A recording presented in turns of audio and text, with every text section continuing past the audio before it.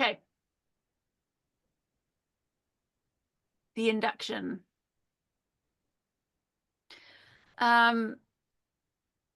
When we are doing this kind of hypnosis,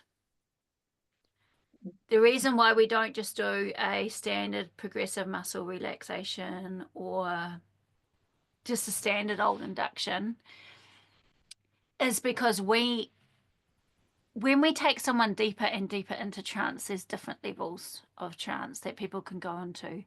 And a lot of these actual states are linked into trauma response states.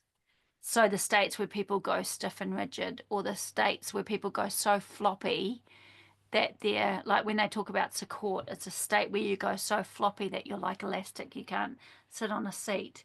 But you imagine how powerful that is when you're falling off a building and your body has the ability to go floppy, or you're being born. Do you know what I mean? It's the same with the stiff and rigid. There's different states that we go into, and the dissociative state when you crash in the car and you're outside of your body looking down and you feel no pain.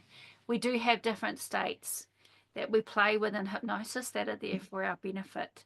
Like I said, the state, I have friends that have done abdominal surgery and you name it in hypnosis, because we're tapping on states that happen to people when they're in accidents and crashes and stuff, where the body has the ability to switch off pain for a while.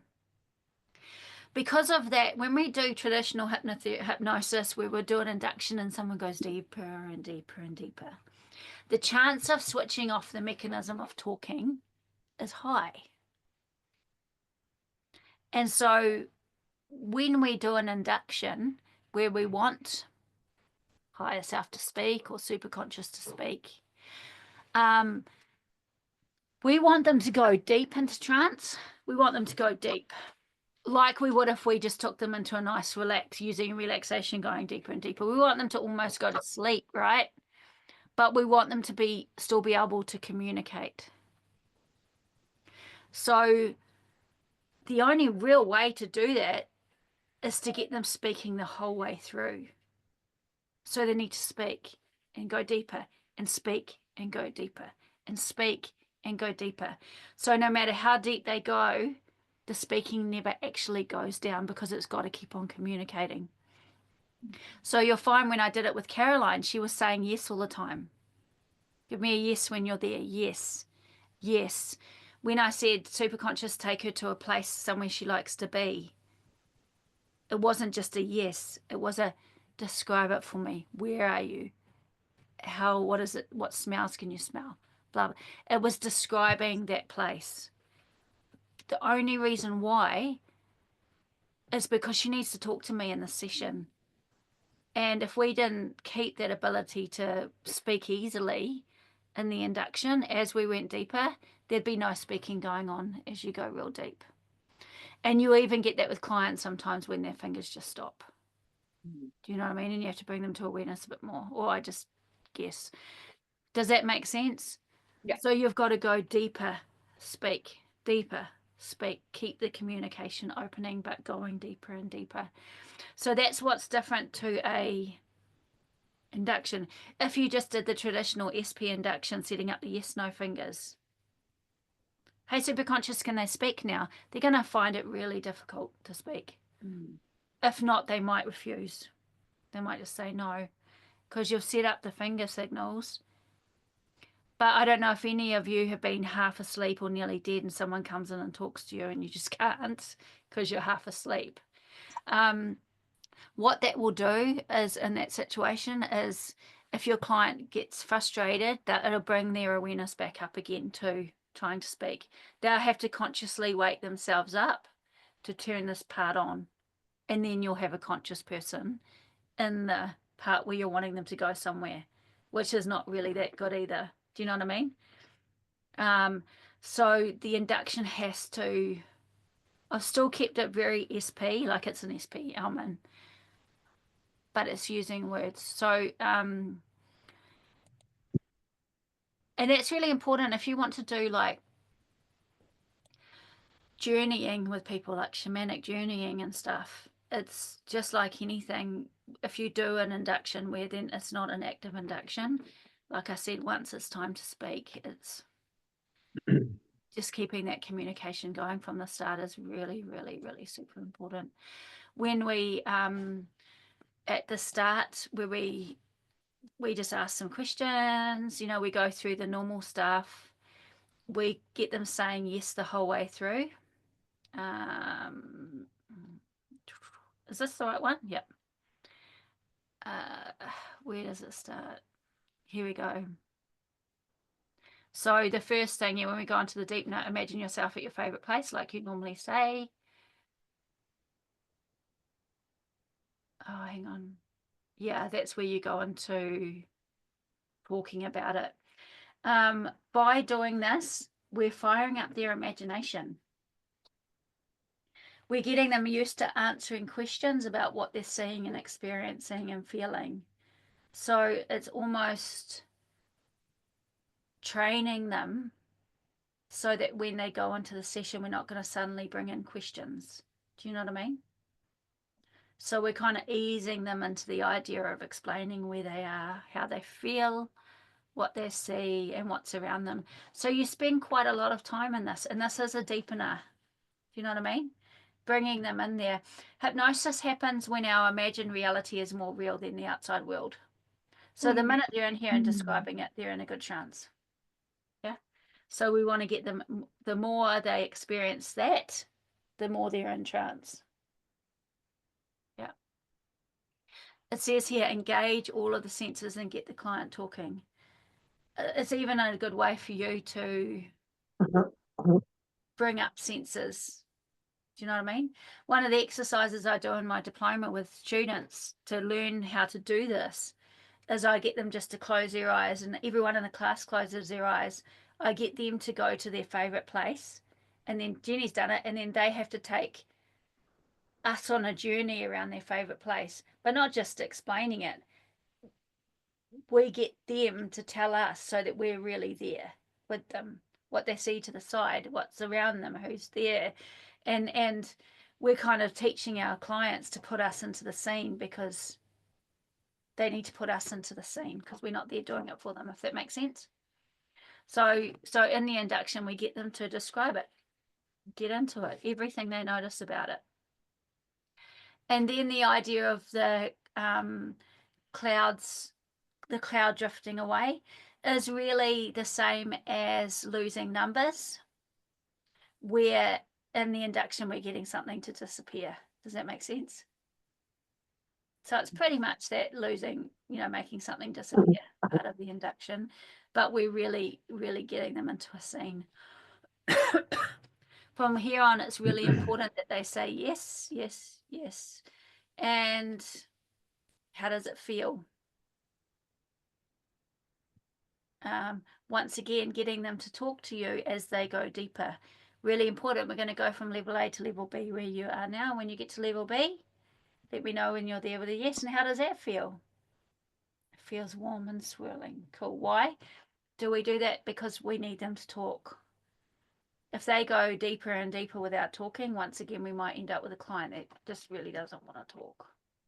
Feels too good to be tranced out. We're locking in peace. Yeah, super conscious, we're going to communicate through voice, so no matter how deep she goes, this needs to stay working, right? Very clear suggestion that the voice is going to stay working. And like I said, and I've stressed it heaps, it's so easy to lose a client's ability to not talk. It's really easy in trance. And this is where we kind of have our questions. You know how we were before, are you ready to go as deep as you can go? Because we've got communication, are you willing to allow your higher mind to take you where you need to go today? Are you willing to allow this process to happen naturally and easily? Like a second contract, isn't it? It's just a second contract, yeah. And it's just to keep the conversation going, getting them into that deeper space. And then we're taking them back to their beautiful place in nature. Let me know when you're there. This is where we're dissociating the client. We're taking the client somewhere and telling them to go because we're doing something else today. See you later, go for sleep. Like you drift to this beautiful place in nature that we went before, describe the place. I don't know, with Caroline, I think she was in some pines or something. Find a comfy place to lie down where you feel safe and you can drift off and sleep. Would dream be a better word there if you don't want them physically Sleep and sleeping? dream. It doesn't matter, they won't sleep. Right. Because you're telling the conscious mind to sleep, not them, if that makes sense. You're telling the part of them that's off over in the forest over there to go to sleep, not necessarily them in the chair with you. It's that part. You'll hear that a lot in different scripts where you get someone to go away. Off you go have a sleep. We don't care. You do whatever you want to do. I always say drift and dream. You know, that's all in. And like when you do this, use the words you want to, because if you were following, there's probably a lot of words I said in that with Caroline that I didn't put in here. You know, so you just use the words, but you're dissociating that more consciously part with the other parts now, giving it a job to do so it doesn't hang around and interfere with the work we're doing, if that makes sense. Just another form of dissociation. And then we ask them to go as deep. We lock in the word deep. You can lock in peace deep and high more than 50 billion times. If you've put in peace deep and high in the first session, lock in peace deep and high in the second session. Causes no harm. It just makes those states way better. Like everything in repetition is good. It's like, you know, if you do anchors with a client, you anchor something, and then the next day you anchor another positive state onto it, and then another positive state onto it. It just makes the anchor really strong. And that's the same with peace deep and high. Now, where it says superconscious mind connect to the higher self, this is where we're giving the idea or suggestion that we're going outside of ourselves, if that makes sense. You can use whatever word you want, but we're just creating, different ideas of the mind of being here and then being there and then being, you know what I mean? Getting wider and wider, put it that way.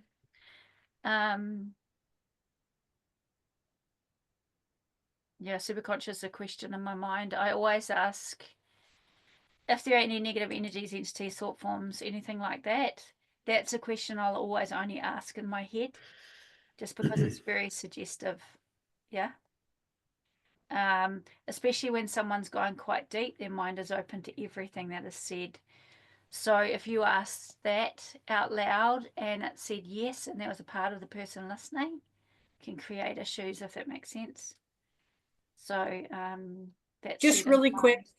Yeah. Just really quick, excuse me. So if you ask that asking it in your mind, would you say super conscious? Say it, the word super conscious, and then not say, you would say it in your mind and then wait for them to respond? I'll just say yes or no. I always say yes or no.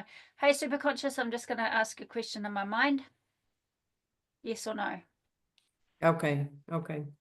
Thank you. And you know, I've done sessions before where people are quite stuck and I don't know what to ask. And I'm like, we're just not shifting through anything. And I say, hey, super conscious, I'm going to ask a question in my mind. Yes or no? And it will say yes. Okay, sort that. Now can we move on? I didn't ask a question. Didn't know what to ask, but it knew what that question should have been, and it sorted it out. So I've done that quite a few times with tricky people where I've used that, can I ask a question in my mind? I've done that. So with SP, if I'm working with particularly men, I don't do SP as style. I get them to stand up, set up a yes and a no rocking, and I use this way of working where I say, right, I'm going to speak to super conscious, give me a yes, and they rock forward, give me a no, and I'll say, right, is there any shit that needs to be sorted out today? Yeah, blah, blah, blah. And I do it with them standing up. Men like to move.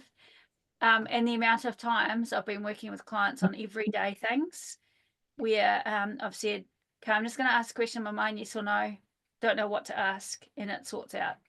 Now, is that sorted? It's very interesting. But like I said, the healing is happening inside of the person, not us anyway. Do you know what I mean? Thank you. This here is done in all sessions when you do any past life training. they will all put some kind of safety around the person. In some sessions, you'll put the person into a bubble of safety that never leaves them wherever they go. And some of them, a higher self will come and be there, or a guide, or it's very important for the conscious mind of the client that there's some form of safety network. I've seen it done where people are put into a pyramid of light that's surrounding them. And so having a warmth of cloak of safety, let me know when that's done. So no matter where they go, they're always protected and safe. And like I said, it's really protecting the conscious mind of that person and their psyche, giving them the feeling of that what we're doing today. Higher self. Like I said, you can call that whatever you want to call it. And then, yeah, we just keep talking. So are there any questions around that induction?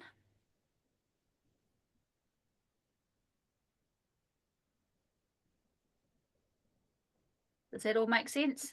Yep. Cool.